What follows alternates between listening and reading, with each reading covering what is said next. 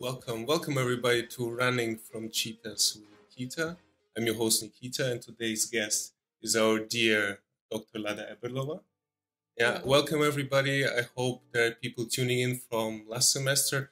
I hope there are new viewers as well. Very welcome to the new semester. Very welcome to our show. This is the only show that brings you tropical vibes in very cold Pilsner weather. Yeah, and welcome our dear guest. Thank you very much for being with us. How's the new semester treating you? Well, we have just started, so it's new even for us after a break of e-learning. So it's very nice to meet people face to face. Did you miss it a lot? Well, just thinking we were so hurried that there was not much time to miss something. We just needed to let the students pass, get them ready for the final, which actually successfully passed. So happy to view the new days. We will see what they bring. Okay, nice. How do you think it's somehow a special challenge, or is this semester different, being the first post-COVID semester? Well, a year ago it was quite funny because of the welcome party. So after just one practical session, and even some of the students did not have any practical session, and they immediately appeared in a quarantine. And then there was everything was closed, so I've met some of the students for the first time January 21. And in the meantime, we had just, anatomy on internet, which is, I could not imagine it before. Yeah. Even recording myself to say something. So it was very, it's very special and unique, I think. It won't happen. Yeah. We'll come back to the anatomy teaching again. First of all, I just wanted to cover a few milestones of your life, introduce you to our guests a little bit. So where are you from originally? You're from Pilsen? I'm from Pilsen. Yeah. I graduated in Prague. Yeah. I studied the second medical faculty, which used to be actually specialized on pediatrics. Yes. I thought it still is now. No.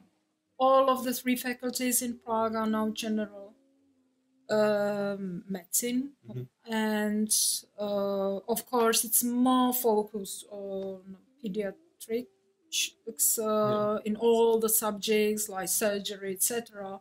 But the degree, the diploma, is on general medicine. So the same value and specialization as all the faculties in the Czech Republic. And then immediately after your graduation, you started in the teaching. Hospital. In the hospital first? Yes. How was it for you?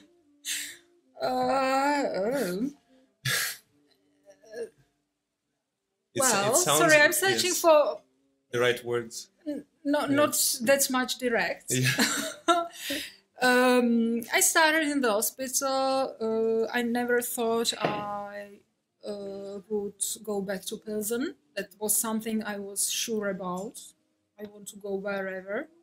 And actually, I studied in Prague because my aunt, who lives in America, she told me that the degree from Prague will be easier accessible in case I emigrate. Okay.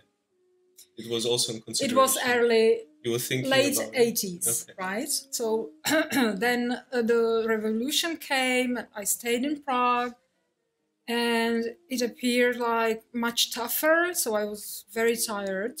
When I finished, it was just the top of my capacity, and I would go wherever.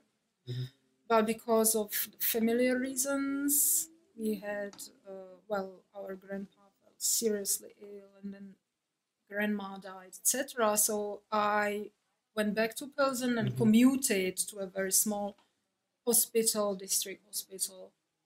And I started with the radio diagnostics, which is a very in specialization now at our faculty.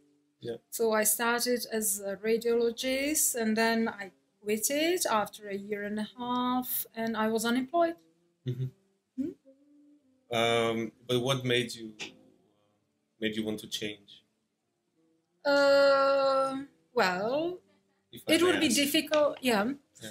Even in Czech, it would be difficult to say, because I can say my opinion, being 25, I thought I wanted to do another kind of medicine.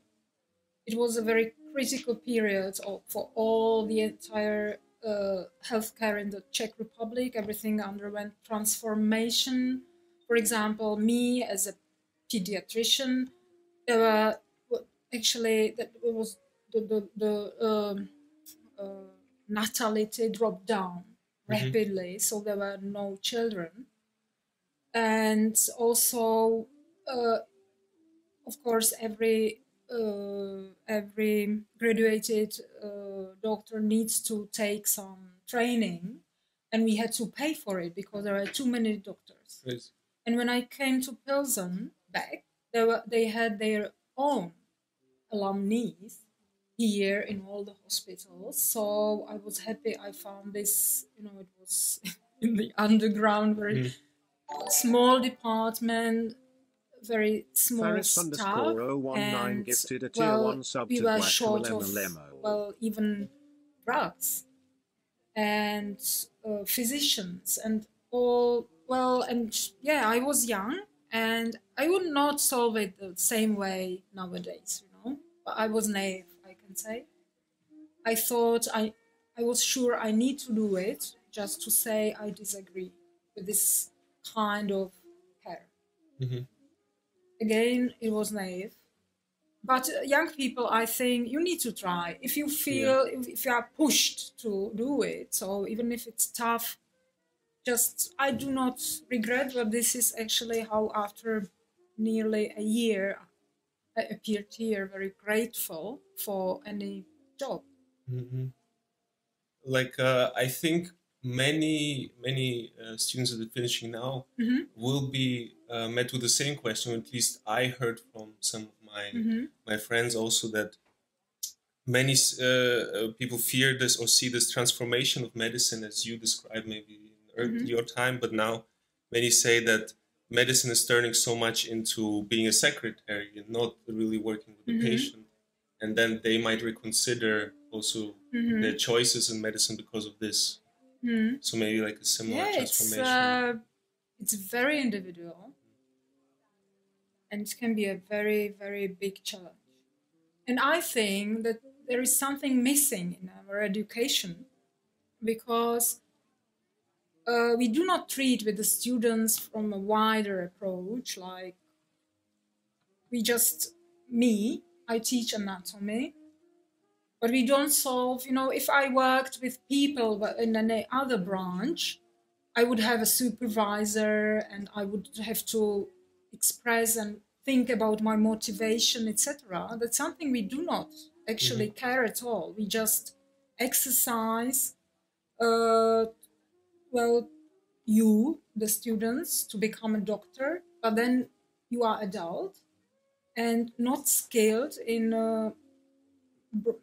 I would say, branches that are so useful for everyday life when you treat with seriously ill people. Which would those branches be? What would you think is necessary to include in the education? Well, for me, it's a way. I can't say one branch. It's a complex of approaches. It starts from the personal approach of teaching, for example, the personal internship, or how to say, but I don't know how it is after the about 3 years ago, the transformation of the education of the syllabi, different subjects started. So I don't know how it is. I think it has improved, but what I realized before was that there was no, just formal ethics, psychology, etc. Very, very formal and not very helpful. So it was more of a subject that was just has to be done. I call it holistic approach. Holistic, yeah. You know, for example, I noticed there was a tendency to cancel the PE, physical education. That's something I would never, you never do, because, you can choose. And that's something that what I find very, very, very important. You do not need to run 5 kilometers, something like this, but everybody knows that regular exercising, even if it's yoga, it helps. Yeah. And you need the balance to face such challenges you face in the hospital. So you mean more, would you say, is it important because you want to give this information to your patient as well, or is it for your own personal? Your personal. Yeah. You need to be based strongly to be, let's call it, fixed point for your surroundings, no matter whether it's your own family or also your patients. Everybody takes energy from you. And my fellow students, my colleagues, they just, wherever they come, they just give advices, treat, and everybody wants, something from them. So, it's a challenge, again, for everybody, but this is something that has been completely overlooked for many, many years in our times, and, I can say 10 years ago here as well. That's something that is much more developed, for example, at the third medical faculty with Docent Vacha, for example. Yeah. What is there? What is done ethics. There they have great. He's a biologist, and he's really very gifted person. But it's not. I'm not talking about him. I'm talking about what they developed and the approach he indicates, and that's something that is being changed here as well with the new syllabi of the theoretical subjects. I had a lecture on new teaching approaches by Professor Tonar. It was amazing, astonishing, really great. But of course it depends, it's always about the people, so it depends on the personality. Yeah, there is a lot, I think personality makes a lot of times a good teacher. Yeah. It's like this willingness, I guess, to give gift information. Yeah, that's very interesting, actually, because that's something I observe. I've been observing for a long time how it works, the quality of education of the teacher and the quality of the education of his graduates or her. And of course there is not any indicative line like if the one is not graduated in medicine, can't teach well, etc. Of course, there is high probability for those who met it in practice to keep the line. I mean, to sort out what's important, how, and etc. But it's not my idea, but I can fully agree that it's more about how much the person is willing to learn him or herself and open to make a progress. Because it's so easy when you are one in front of 20, those who need to pass, of course, So you can be like an icon. Mm-hmm. Okay. And like you're yourself a teacher. Do you enjoy the process of teaching? Yeah. A lot? Yeah. I must say I do. Even if it's quite, well, like can be tough. So mostly it gives me energy, even if I'm very tired after teaching. It gives me sense, which I'm really grateful for. Mm-hmm. It's something I always wanted. So from this point of view, I feel very, how to say, suspicious, successful. Yeah, but you have not planned becoming a teacher, so you fell into... No, it was something, it was, can I say humbling? Yeah. Yeah, because all my friends from the uni, they all had their patients, and they took the first, we call it attestate, I don't know, the specialization, etc. And they, they worked, and I felt like I missed radiology. I walked around indoor departments and asked whether, there is a full-time job, etc. I was really, really frustrated. Mm-hmm. Really. It took a long time, even on maternity leave. Because there were so many doctors. Because I didn't want to teach. I mean, after such a drill, mm-hmm. You just feel like I didn't have to study so much for this. Mm-hmm. You are talking about administrative work. So we had, the program was very, let's say, if you have 3 practical sessions, at the beginning you need to study art, well then it just a lot of free time opens. So, and I did not have children, I wanted to study, to make a progress, which was not easy actually at that time. So yeah, it was for me, but I'm not a very optimistic person. I'm more realistic. Yeah. So it's my impression, right? I felt like that, but now when almost 50, when I meet my colleagues, many of them are really, really tired. Really, really. Doctors, indoor departments, very, very tired. And their children have started to study medicine, and they are saying it's the same drill, stupid as it was. Yeah, it's sometimes it doesn't make any sense. Just know. It is often questionable. Why is it necessary to be so hard on people? Like why is so hard. much?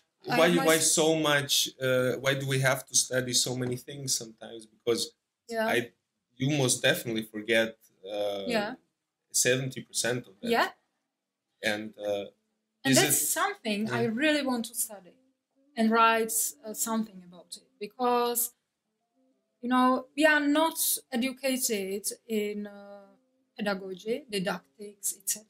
Yeah, you mean the teachers? You, my colleagues, except for if a few people, we have just the medical faculty, which does not mean we know something about teaching. I know Professor Reidel is really excited about teaching. Yeah. And Tona, Professor Tona as well. Yeah.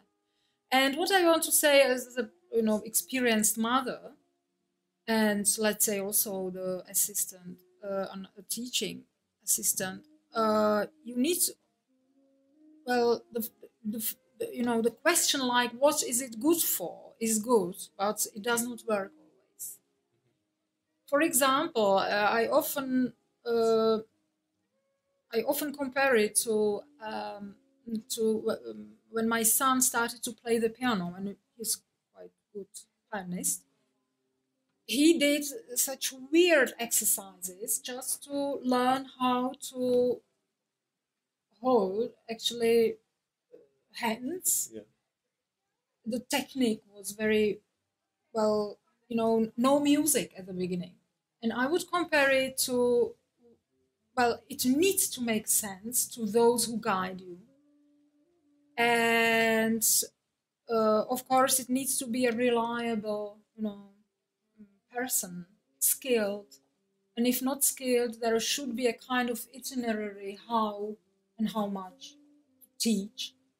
It needs to make sense to those who guide you, right? It doesn't necessarily means that everything is going to be needed, but it can be just a step to understand what you are going to need. Yeah. So, for example, memorizing in the first year, like, why are our students learning so much? I can say that our anatomy helps to switch the high school or grammar school students into something that is completely different. Yeah.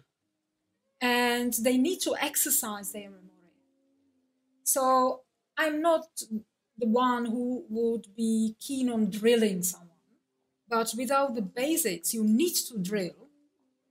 You can't improvise and, use logical reasoning for things that are logical, but you need to learn the basics. And of course, how you can derive which ligaments strengthen the capsule, for example, in most cases.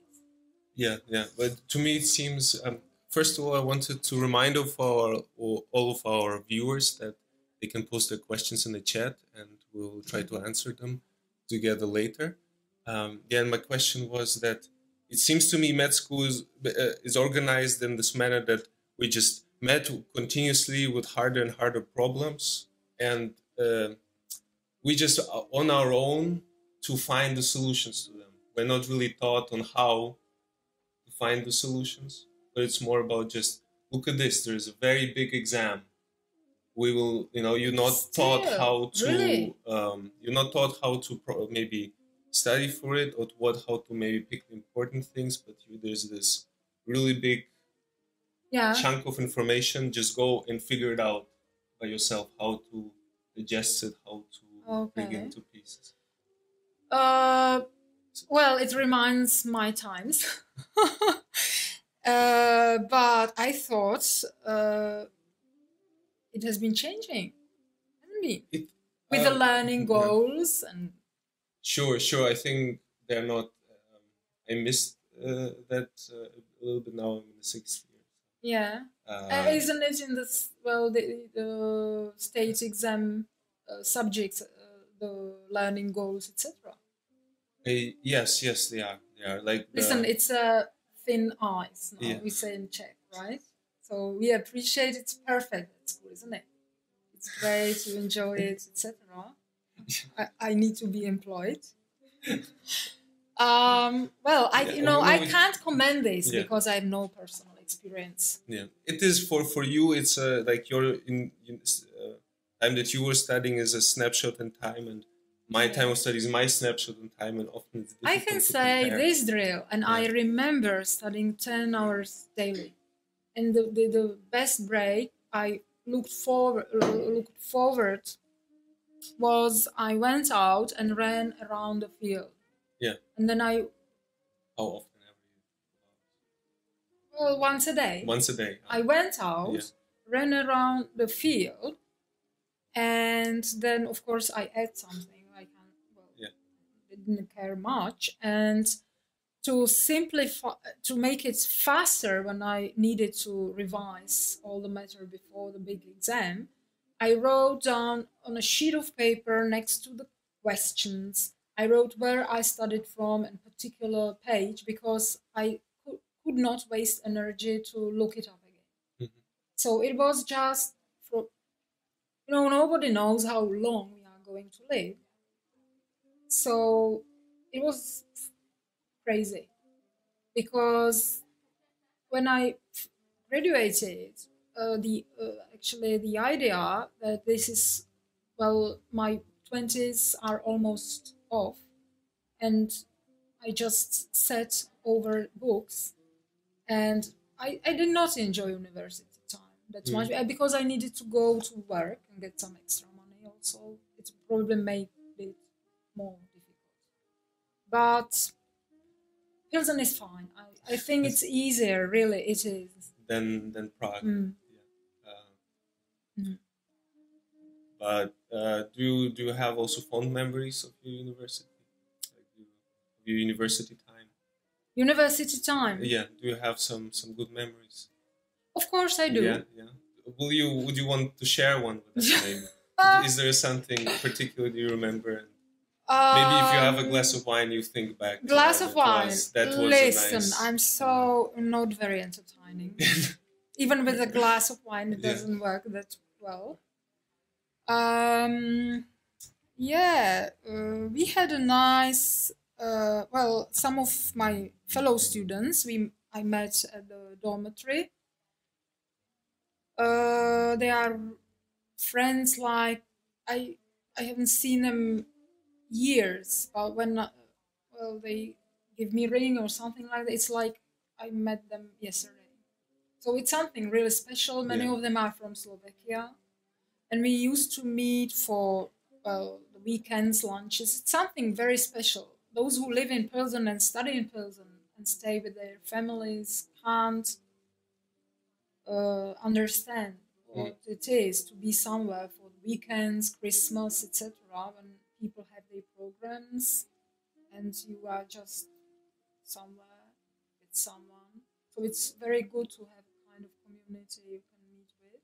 And it makes kind of milieu for friendship that lasts over the entire life, which is very, very precious and very valuable.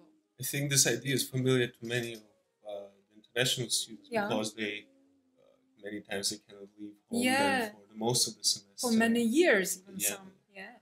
So they sort of having your own community is very important. Just bank holiday, people are enjoying going out, cottages, mountains, etc. But you need money and reason, and it doesn't make much reason to go somewhere alone. Times can be difficult. And it affected many students now, the corona situation. Especially with COVID. Very tough. We have at some. When is it coming out? The other podcast with the psychologist.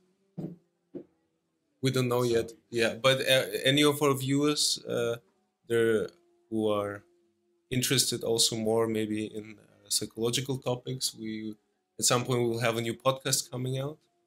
There will be a different host, and she will be talking about different topics with a psychologist, and that is we'll talking, for example, also about corona and maybe the psychological significance of it for the students. Before I forget, this is a very important point, is that Professor Fiala was a beloved teacher by many students. I think he was the person the students were exposed to as first. It was the first lecture. And he has this very special teaching style with his drawing and the way he explains things. And I think he was the face of the university for many students. Unfortunately, he passed away. Due to pancreatic cancer. And we are from our show sending best wishes to the family. And for you, can you describe us in a few words what kind of person he was? What kind of impression you had working with him? He was very hardworking. I think it came out even more in his tough times of the illness, because he went to work, to uni every day. So I saw him as late as 6 weeks before his passing away, and he looked very well. But it was known that the situation was really critical. So I think, it gave sense of his life to him, and he loved it. Teaching was, it was a core part of his life. He also lived very near from here, you know. Mm-hmm. So he was here whenever he wanted, and he was very, very, very hard working. Was it difficult for you personally to manage the situation when you had to take over the leading teaching in anatomy during COVID time? I did not. No, but you were organizing the e-learning. No leading. Okay, then maybe I phrase it. I'm properly. Maybe I misunderstood. Yes. Yeah. Let's put it like this: you were responsible for a lot of the e-learning that was happening. You were lecturing. Yeah. You were lecturing. It was a tough time. Yes. Not that much appreciated, I would expect. Yeah. But my hope is that the imprint into students overcomes all the disappointments. Mm-hmm. Where do you think, from your perspective, was the problem? Was it? Would you say maybe some sort of miscommunication? It's maybe a really different way of teaching. You mean e-learning? E-learning, yes. No, I would just repeat what the other says. I have no special experience. It was just very new, and we needed to hurry up because a week in anatomy means a lot. How to substitute if a student wants to take the final in June, for example. So there is no week to waste. Especially since you have also the credits. Yeah. And that's what I must have learned. And it was very spontaneous. So within 1 week, it came out that the uni got the license on Zoom. So I learned to work with the Zoom. Then I learned in the same week how to make the tests in MUDr. Then you need to think how many questions, what time limit, what kind of questions, etc. Then you need to make the questions and be open to discuss with the students, because it's much tougher when they have it at home. There can be a mistake, or and everybody asks, and there were about 300 students asking, because at the very beginning I was the only who knew how to treat with Zoom. Now the Teams is on, but it's helped us. It's actually, I can't imagine what we have done without the help of the IT team here. They were just amazing, really. Not many people know, because they also work underground. Yes. They are in the basement. Yeah. But they were so willing, hidden but willing. Whatever I needed, they helped very well. I'm not, IT brain, but I learned a lot, and the need forces you. So that was, and then after a month, the other teachers joined. I introduced them. I helped them. I hope they would agree, and it was almost June. So it was a rush, and it's over. Now we are facing other challenges. Yeah. But do you think it influenced how the teaching will be from I now hope on? so. Yes? I hope so, very much. Thanks to it, it sounds quite, not very modest, but I really enjoy the e-learning courses I was forced to make for the students to follow the matter not to get lost in the vast volume of terminology, etc. So I use it, and thanks to let's say the Ph.D. There was also Professor Valenta who helped me with the reviewing and etc. So I know, it's based like I feel quite confident with this, and after 2 years I know it works. And I can see the students enjoying also their performances. The tests are not that much stressful. Mm-hmm. It's easy. It's also my work because I do not have to repeat. What do I need to learn? I remember one of the guys here who came with a pocket atlas asking what to know, and there was the skull on, and almost everything was underlined in there, right? Yeah. So now we are further. Okay. We are improved. Yeah, but with those, I think a lot of the e-learning things, e-learning tests especially, there was quite a big problem, I think, with cheating. Cheating. I use Zoom as a control, the camera with the microphone, and it works because I can see the results. Yeah. And I also check, the in the graph kind of how it behaves, because it doesn't necessarily need to be in cheating. It depends also on the quality of the questions. So, I think it was not a problem of mine.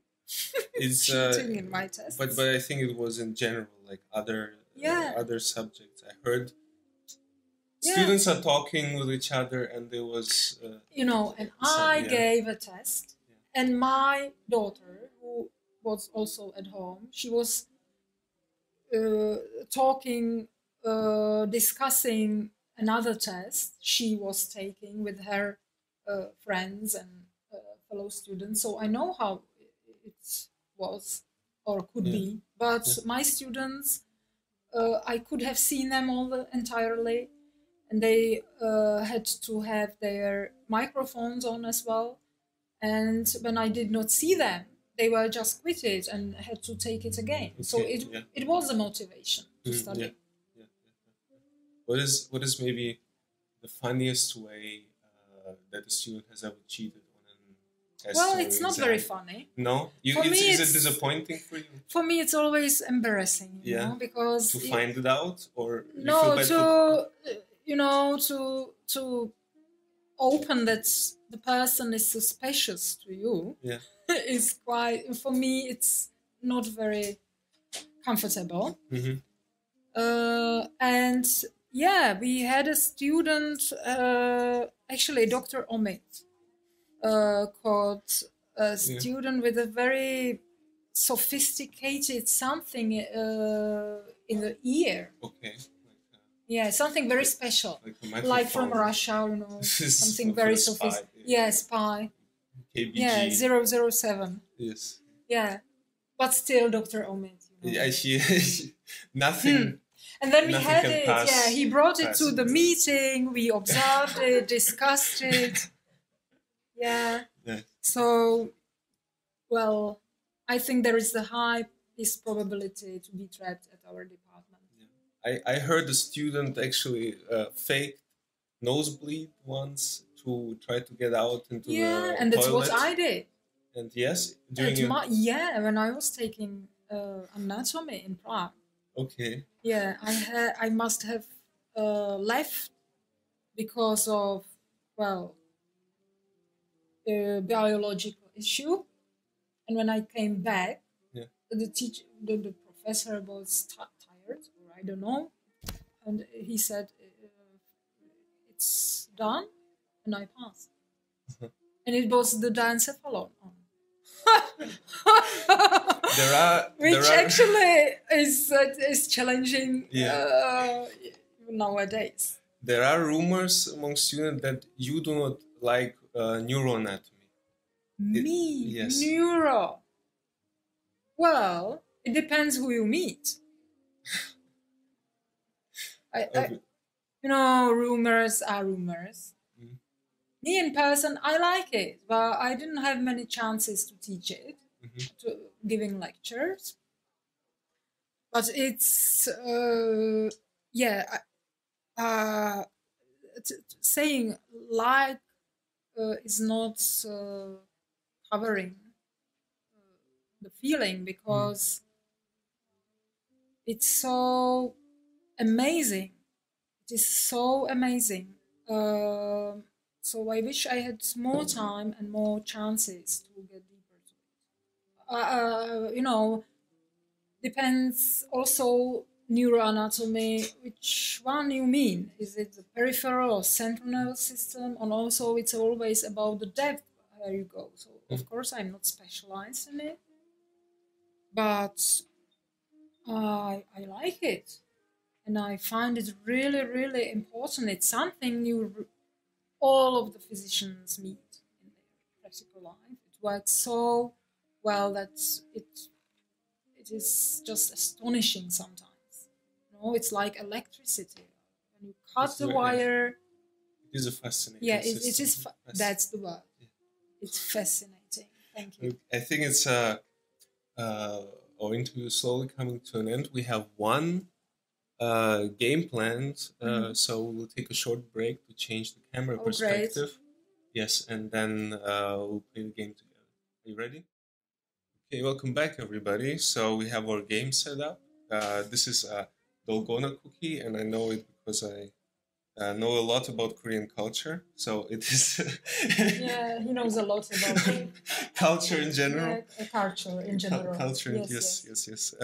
So basically, it's a game where we have a very fragile cookie. I'm trying to lift it to show it to everybody. Okay. Yeah, so it's a very fragile cookie and has a ring in the middle, and we have to cut out the ring without breaking it. Not the ring. We have to cut out the circle without breaking it. The ring can break around it. Yeah? Very good. Okay, so do you want to try first, or should we? Why me? No, is there any we can try limit? Together. There's no time limit. Whoever does it the fastest. I just want to say that I have a blade number 10. Yes. You have 21. Okay. Not sure whether it makes any difference, but the rules are not the same. Yes. Yes. Do you want? Well, I think yours would be better. I'm satisfied. Yes. Okay. Then. No problem. Then let's go. Okay. Now may I see how deep your circle is? Because it. Yeah. Because you really insist on fairness. Yes. Okay. Wait, Okay. Yes. Okay, so 3, 2, 1, go. So I don't know whether it's going to be interesting. Well, we just. I mean, you can still tell us something about yourself, maybe. So here's some question from the list, like motherhood and anatomy. Yes. It was very interesting. Okay. I'm joking. Do you think our interview is too serious? Would you prefer more entertaining questions, like? Me too. Oh, I think so. Yeah, I think so. I think too. I agree. Does it count as broken?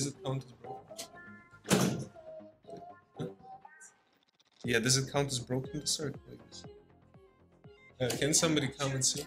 Yeah, and who is actually? No, it's okay. Okay. Keep it in. It's good. It's good. No, you just. So this is fine. This is fine. The inner circle. I think I'm finished.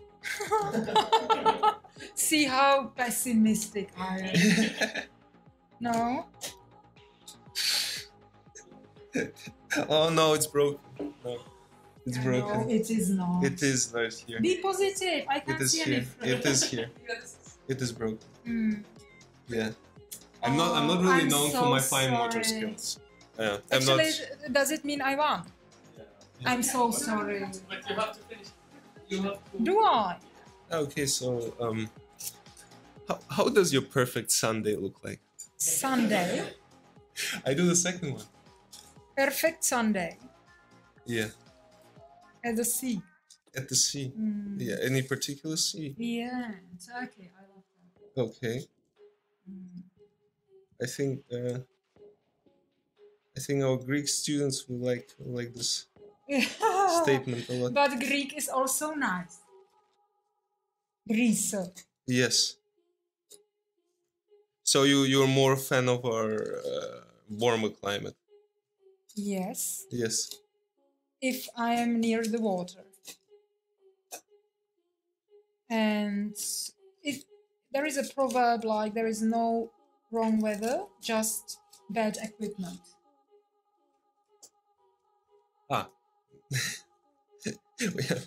Sorry, I just was informed about the time. Well, I don't want to attract too much attention, but I think... You beat me. You beat me.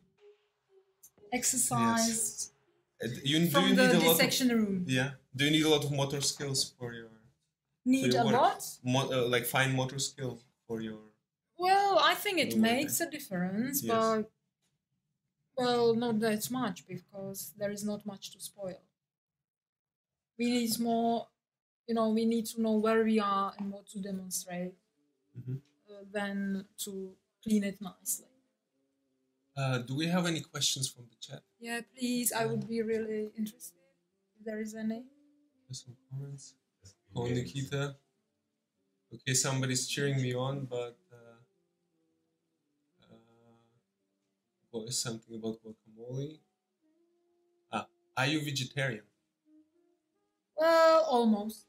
Almost. Not strictly, but almost. What are your reasons for being vegetarian? Dissection room. Yeah? Is it just pure then? It's just the same when you come home. Yeah, exactly. When I see the vessel, I don't eat it. Okay. No, no chicken. It should not look like a dead animal. Yes, again, if there is a vessel visible, I don't eat it. What about bone? Well, neither. Neither, of course. Yeah. So, just white, very rarely, and fish, very rarely. I'm mostly a vegetarian myself. For me, it's I like meat, like the taste to it, but for me, it's about like the animal welfare. Yeah, and I have a dog. Yeah. So when I taught the sensory organs, I went to kind of I don't know how it is in English. Jak se řekne, kind of butchers, and they got ready eyeballs for me. It was very, very sad because you could have heard the cows mooing, crying actually.